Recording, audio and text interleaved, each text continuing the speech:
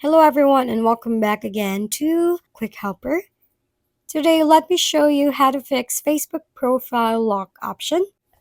To fix the issue of Facebook profile lock option not showing, after logging into your Facebook account, search for the lock profile feature. If you can find it in your profile settings or through search, it may not be available in your region. Check the list of countries where this feature is available. If your country is not on the list, you may not be able to use the feature. So alternatively, you could go to Help and Support, report a problem, and describe the issue. Ask for assistance in unlocking or using the lock profile feature. You can also adjust your profile visibility settings by going to Settings, Audience and Visibility, set the audience to only me or friends to make your profile more private. And there you have it. You've successfully fixed your Facebook profile option. Simple and easy, right?